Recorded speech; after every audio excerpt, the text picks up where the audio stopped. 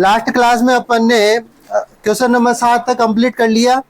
आज अपन पढ़ेंगे 7.2 का क्वेश्चन नंबर 8 पढ़ेंगे। ठीक है, देखो पढ़ो क्या कह रहा है। यदि ए और बी क्रमशः -2, -2 और 2, -4 हो तो पी के निर्देशांक ज्ञात कीजिए ताकि ए पी बराबर हो 3/7 ए बी के हो और पी पी रेखाखंड ए बी पर स्थित हो। देखो इधर सुनो, उसने कहा कि ए और बी है।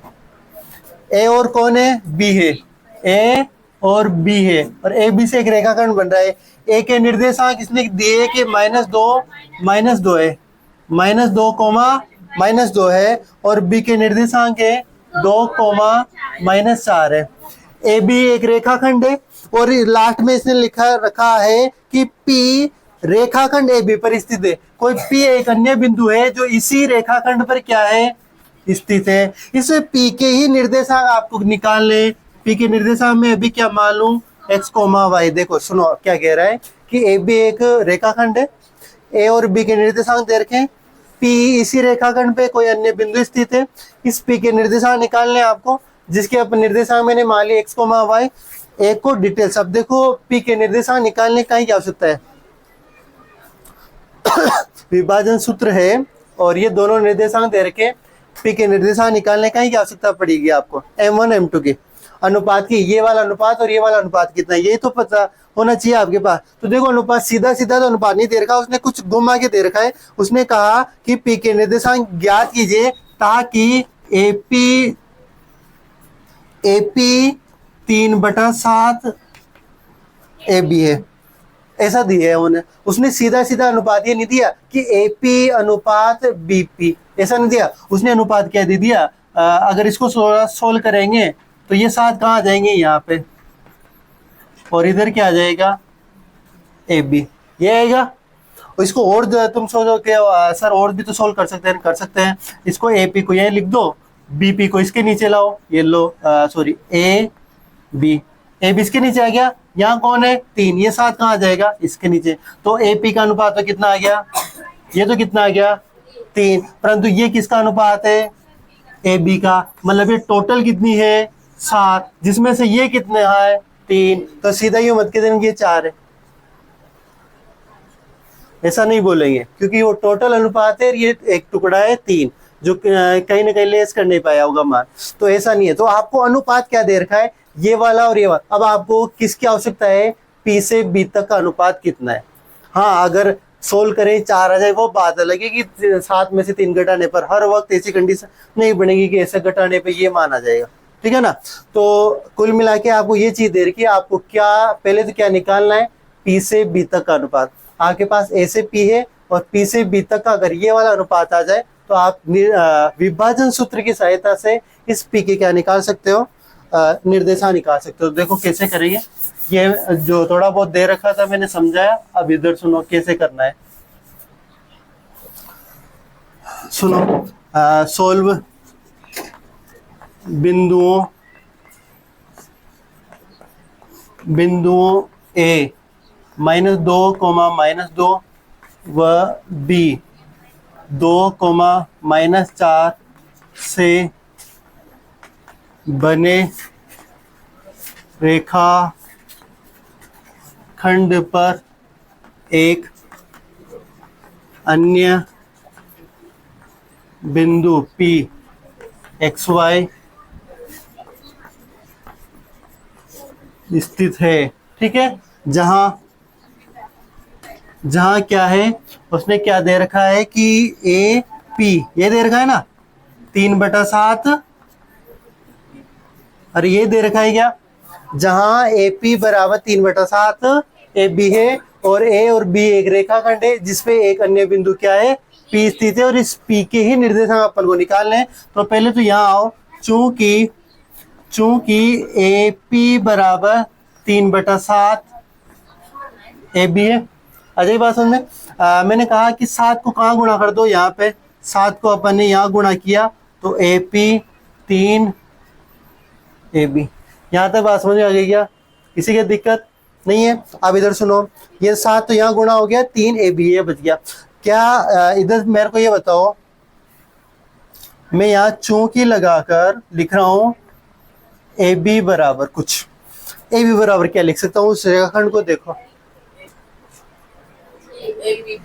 क्या मैं ऐसा लिख सकता हूँ क्या, A P plus B P, ऐसा लिख सकता हूँ क्या?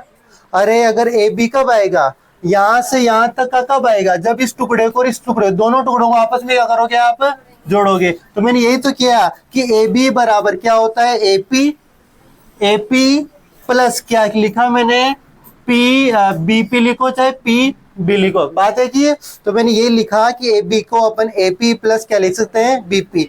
अब जहां यहाँ इसमें ए बी लिख रहा है उसके स्थान पे क्या लिख देंगे अपन, ये देखो 7 ए पी, ये 3 जा के जा, इस ए बी है ना, इस ए बी के स्थान पे मैं क्या लिख दूंगा, ए पी प्लस का B P, A P plus का बी पी। आ जाएगी बात समझ में, यहाँ तक किसी की दिक्कत नहीं। इधर सुनो, 3 को अंदर गुणा कर दो, 3 ए पी 3 बी पी, और इधर क्या चल रहा है, 7 ए पी। क्या ए पी और ये भी ए पी है, क्या इस ए पी को मैं इधर ला सकता हूं, तो इधर क्या है 7 ए पी, ये 3 ए पी इधर आएगा तो किसका हो जाएगा, माइनस का, इधर क्या बचा आपकी 3 बी पी। अरे आ जाएगी बात समझ में। तो 7 ए पी में से 3 ए पी गया तो कितने ए पी बचे, 4 ए पी 3 बी पी। यहां तक बात समझ में आ गई। अब अपन क्या करें, इधर सुनो, ए पी तो देखो ये ए पी, इसके अपॉन में इधर से बी पी ले आऊं क्या, ए पी मैंने लिख ही दिया, इधर बी पी है तो ये बी पी इसके क्या आ गए, बटे में, ठीक है। इधर ऑलरेडी ऊपर यहाँ कितना था 3, इस ए पी के यहाँ पे कितना था 4, 4 कहाँ जाएंगे, इसके नीचे। आ जाएगी बात समझ में। अतः क्या हुआ कि ए पी का मान तो कितना आ गया 3, और यही क्या है M1 का मान। आ जाएगी बात समझ में। और बी पी के सामने कौन है, कितना है 4, ये किसका मान है M2 का। और ये तो निकालना था, मैंने कहा था कि अगर ये दोनों अनुपात आ जाए तो आप किसका मान निकाल सकते हो, P निर्देशांक। तो अब क्या लिख देंगे, विभाजन सूत्र से P, XY बराबर, विभाजन सूत्र पता है ना आपको, M1 X2 M2 X1 बटे M2 कोमा, फिर M1 Y2 M2 Y1 बटे M1 प्लस का M2। आ जाएगी बात समझ में। चलो मान भरो, M1 का मान कितना 3, X2 का मान ये वाले 2 है ना, M2 का मान कितना 4, X1 का मान कितना -2 बटे कितना 3 प्लस के 4, M1 का मान 3, Y2 का मान कितना -4 प्लस M2 का मान 4, Y1 का मान माइनस के बटे 3 प्लस के 4। चलो मान निकालो, ये कितना हो जाएगा 6 माइनस के 8 बटे 7, और यहाँ माइनस के 12 माइनस के 8 बटे 7। ठीक है, 1 मिनट यहाँ तक करो फिर आगे करते हैं। यहाँ तक उतार लिया ना, एक बार दोबारा थोड़ा सा समझ लो। देखो बिंदु ए व बी से एक रेखाखंड बन रहा है, उस पे एक अन्य बिंदु पी है और पी स्थित है जहां, अब देखो उसने सीधा सीधा अनुपात ना देखे, उसने एक समीकरण के रूप में मान दिया कि देखो ए पी बराबर है 3/7 ए बी के। ठीक है ना, ए बी का जो मान है वो ए बी का 3/7 गुना है, ऐसा बोल सकते हैं इसको। तो देखो अपन ने यही मान लिया, मैंने 7 को यहाँ गुणा किया, 7 यहाँ गुणा होते 7 ए बी बराबर ये 3 ए बी हो गया। कुल मिला के आपको अनुपात ए पी और पी से बी तक का चाहिए। ये जो ए बी पूरा शब्द आ रहा है, पूरा ए बी ए से बी तक का, ये हटना चाहिए यहाँ से, क्योंकि ये हटेगा तभी एपी तो आ गया। यहाँ पे अगर यहाँ पे ऐसा होता कि पी से बी, तो फिर अपना काम हो जाता, फिर अपन को ये सारा करने की आवश्यकता नहीं था। परंतु यहाँ पे क्या है, ए बी पूरी रेखाखंड का मान है, तो अपन को इसको हटाना। अब इसको हटाने के लिए देखो फिर मैंने लिखा कि ए बी बराबर क्या होगा, ए पी और बी पी का मान है ये।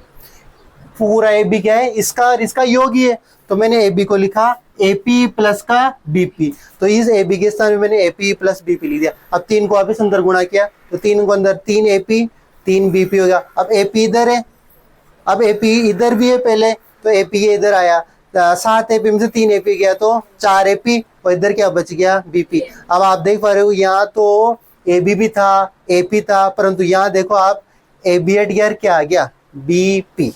ये बात समझ में। अब आपके वो जो दो टुकड़े थे वो इन्हीं के मान है यहाँ पे, तो अब यहाँ अनुपात निकाल सकते हो। ए पी ये बी पी इसके अपोन में आएगा, 3 यहाँ है, 4 इसके अपोन में जाएगा, तो ए पी का मान कितना आ गया, 3। ये मान कितना आया, 3, और बी से पी का मान कितना आया, 4। आ जाएगी बात समझ में।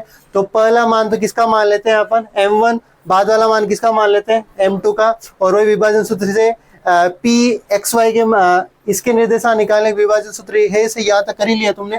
आगे मैं इधर करवा रहा हूँ, सुनो यहाँ देखो,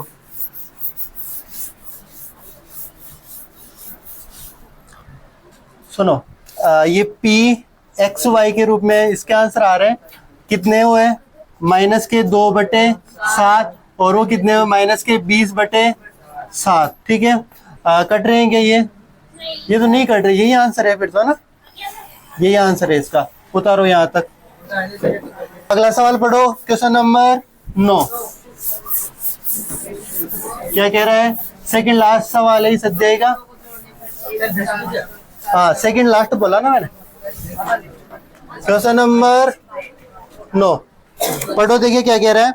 बिंदुओं ए और बी को जोड़ने वाले रेखाखंड ए बी को 4 बराबर भागों में विभाजित करने वाले बिंदुओं के निर्देशांक ज्ञात कीजिए। अब तक अपने एक सवाल पढ़ा था जिसमें एक ए बी रेखाखंड होता था और उसके कितने भाग करते थे, एक ए बी रेखाखंड उसके कितने भाग, 3 भाग, जो 2 जगह से काटना होता है। जैसे ए बी रेखाखंड है ये, इसको पी और क्यू से काटने पर बराबर बराबर के 3 टुकड़े मिलते थे अपन को। अब एक ऐसा ही रेखाखंड है जिसको कितने टुकड़े करने हैं, 4 बराबर, तो कितनी जगह से काटना पड़ेगा, 3 जगह से।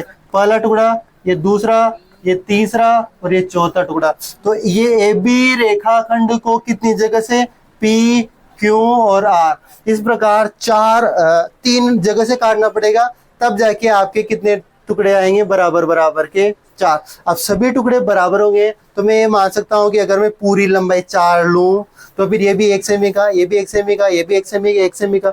मैं पूरी लंबाई 8 ले तो 2 सेमी के हो जाएंगे, पूरी 12 ले तो 3 सेमी के बराबर टुकड़े। कुल मिला कोई भी कितनी भी लंबाई का रेखाखंड हो, अगर आप बराबर टुकड़े करोगे सभी की जो लंबाई है वो क्या बराबर आएगी, और बराबर आएगी तो इन सभी का अनुपात क्या आएगा, 1:1:1, ये आएगा, और ये आएगा सभी का अनुपात।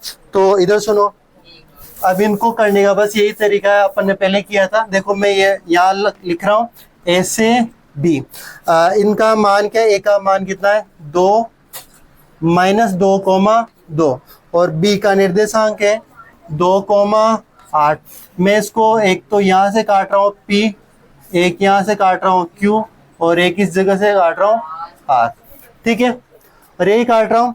अब आप इधर सुनो, ये भी 1 सेमी, ये भी 1 सेमी मान सकते हैं अभी।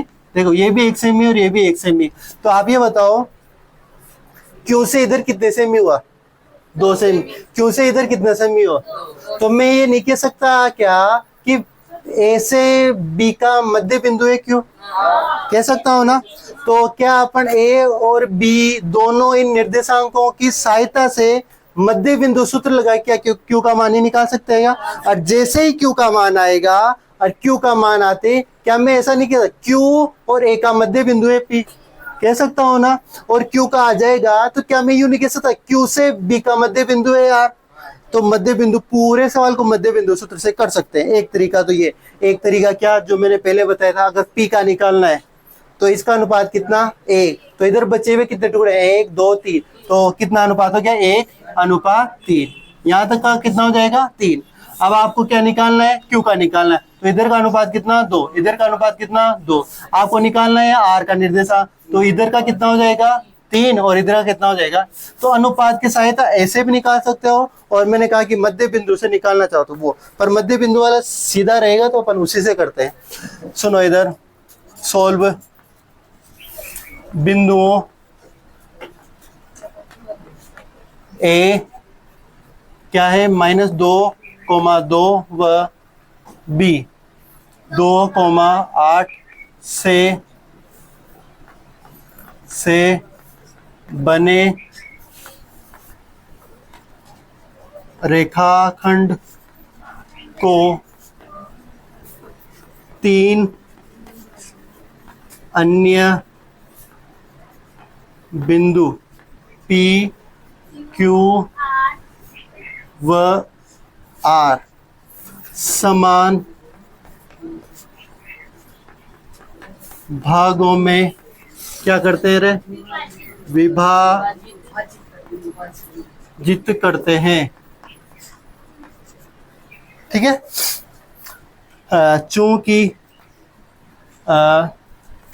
चूंकि ए बी का मध्य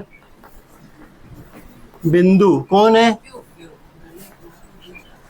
क्यू है, अतः मध्य बिंदु सूत्र से क्यू के निर्देशांक निकलेंगे किसके रूप में, एक्स वाई के रूप में। अब मध्य बिंदु का सूत्र क्या है, x1 प्लस का x2 बटे 2, y1 प्लस y2 बटे 2। अरे यही होता है।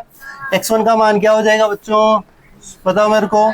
x1 का मान कितना -2 प्लस x2 का मान कितना 2 बटे 2, y1 का मान कितना 2, y2 का मान कितना बटे 2।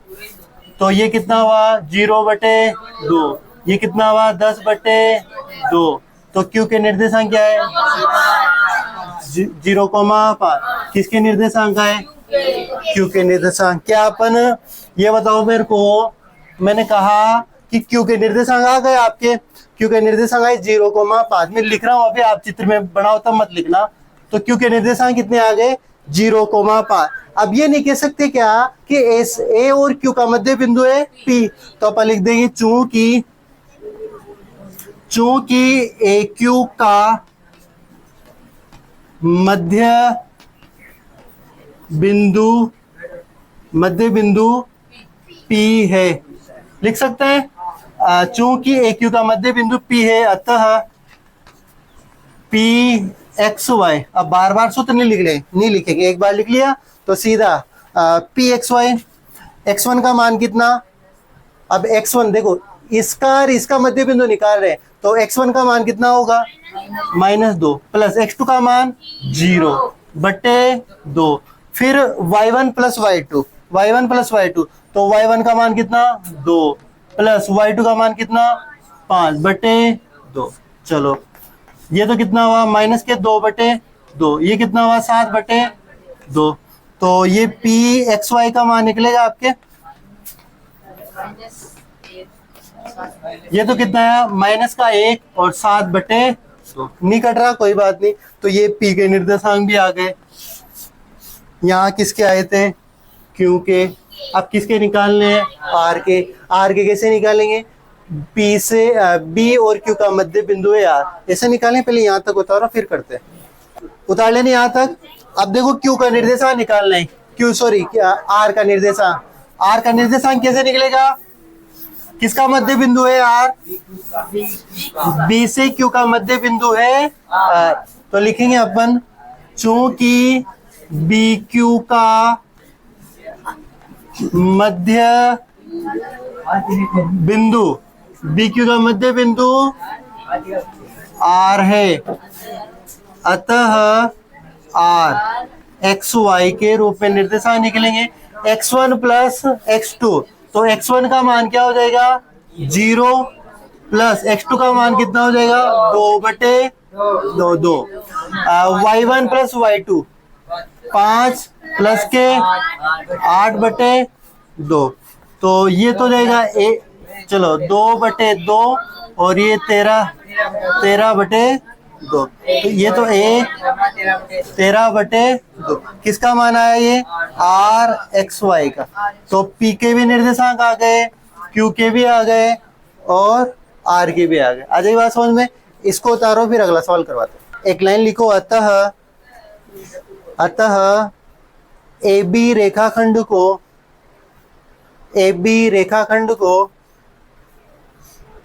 4 समान भागों में विभाजित करने वाले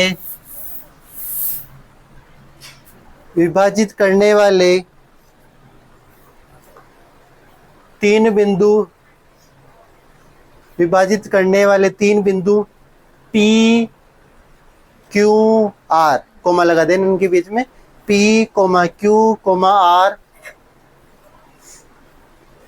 के निर्देशांक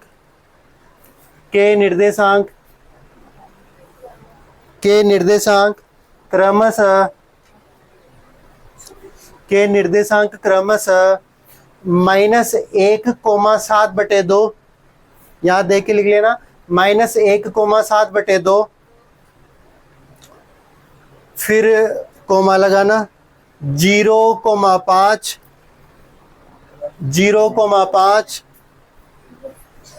व 1,13/2 होंगे। लिख लिया। अब अगला क्वेश्चन पढ़ो, क्वेश्चन नंबर 10 और लास्ट सवाल है अपना इस अध्याय का। क्या कह रहा है? एक समचतुर्भुज का क्षेत्रफल ज्ञात कीजिए जिसके शीर्ष इसी क्रम में 3,0, 4,5, -1,4 और -2, -1 है। एक क्या है? समचतुर्भुज।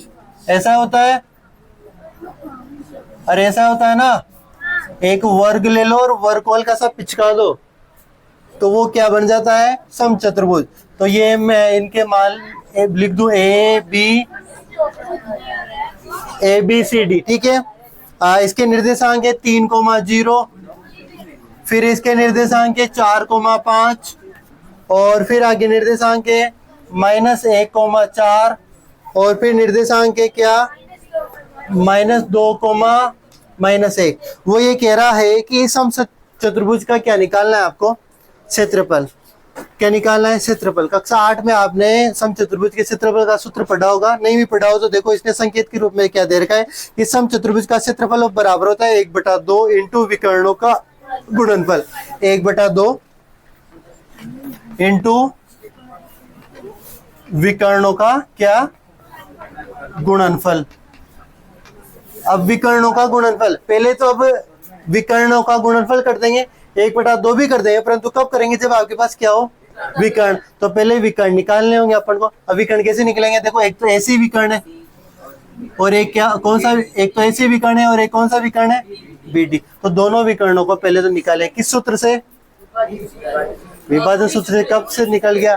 तो दूरी सूत्र से पहले तो ऐसी विकर्ण निकालेंगे, दूरी सूत्र की सहायता से BD विकर्ण निकालें, दोनों विकर्णों की लंबाई आएगी और जैसे लंबाई आ जाएगी फिर अपन सीधा सूत्र निकाल के क्या निकाल देंगे? इसका क्षेत्रफल। तो पहले तो दूरी सूत्र से क्या निकालें?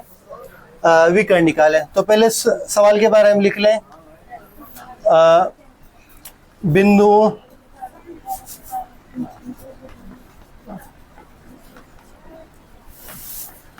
बिंदुओं ए कितना है? 3,0, B 4,5, C -1,4 व D -2, -1 को इसी क्रम में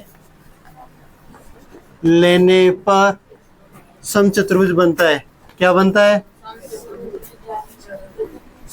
समचतुर्भुज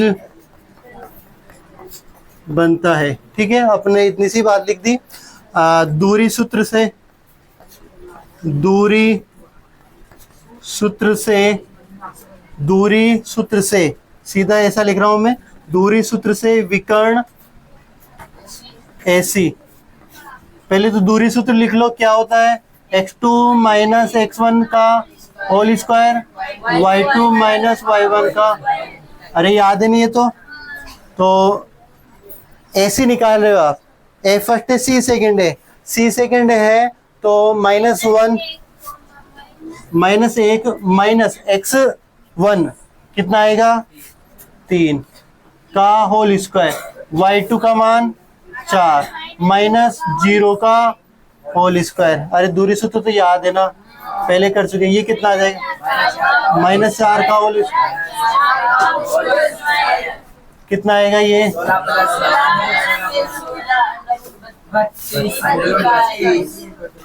अंडर रूट के 32 इकाई। इसको बाहर निकालेंगे, चलो निकाल लेते हैं क्योंकि आगे अपन जब गुणा करेंगे वहां आ जाएगी। तो 32 को क्या लिख सकता हूँ मैं, 16 इंटू 2, 16 इंटू 2, तो 16 का कितना बार आएगा, ये किसका मान आया, AC, 4 अंडर रूट के 2 इकाई। वही दूरी सूत्र से विकर्ण कौन सा निकाले, विकर्ण BD, विकर्ण BD के लिए वही ये सूत्र, तो B और D, तो -2 फिर -x2 माइनस x1, x2 तो आ गया, x1 का मान 4 का होल स्क्वायर, फिर y2 माइनस y1 -1 -5 का होल स्क्वायर, ये कितना हो गया, -6 का, और ये कितना हो गया, -6 का होल स्क्वायर, 36 प्लस का 36 कितना हुआ रहा है, अंडर रूट के 72। क्या मैं इसको ऐसा लिख सकता हूँ क्या, 36 इंटू 2 लिख सकता हूँ ऐसा, तो 36 का कितना बार, 6 और 2, ये किसका मान आया, BD का इकाई। आपके पास इस समचतुर्भुज के दोनों विकर्णों की लंबाई आ गई, AC विकर्ण की लंबाई भी आ गई और BD विकर्ण की लंबाई भी आ गई। तो एक मिनट यहाँ तक उतारो, फिर क्षेत्रफल निकालते हैं सूत्र लगा के। यहाँ तक उतार लिया ना, अब आगे देखो इसको करना क्या है,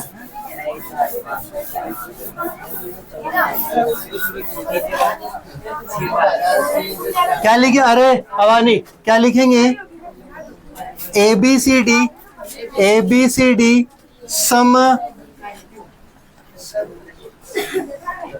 समचतुर्भुज का क्षेत्रफल 1/2 इंटू